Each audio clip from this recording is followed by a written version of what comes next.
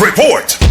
Magkatubang ubang kaso ubo sa Section 48 sa Republic Act 4136 nga mao ang Land Transportation and Traffic Code of the Philippines. Kining usa ka driver sa usa ka moderno nga MPUJ kinsa nasakpan nga nag-counterflow sa may dan kulon og babili ning syudad sa Sugbo. Gani gipatawag na sa Land Transportation Office kun LTO7 ang mga driver humalusab sa insidente nga nakita nga way pagpakabana sa iyang nga pagmaneho ug nakuhaan kining video sa usa ka media personality dinhi sa syudad sa Sugbo. Giisuhan og show cause order ang driver ug ang operator sa MPUJ nga nagbahi sa ruta nga 01K o kinahanglan kini nga moatubang ug mosumeter sa ilang sinuwat nga katinawan ngadto sa buhatan sa LTO7 Operations Division. Monto ni LTO7 Regional Director Glenn Galario bilihok dayon ang ilang usab buhatan human madawat among video footage gikan usab sa usa ka media outlet. Kung makita ni Galario among video ni mando dayon kini ngadto sa Operations Division Chief nga mo-issue kini og show cause order batok sa maong driver. Nasara na usab nga ang maong modern PUJ nakarehistro kini busa sa korporasyon nga nagapasi dinhi sa Nakbayan sa Sugbo.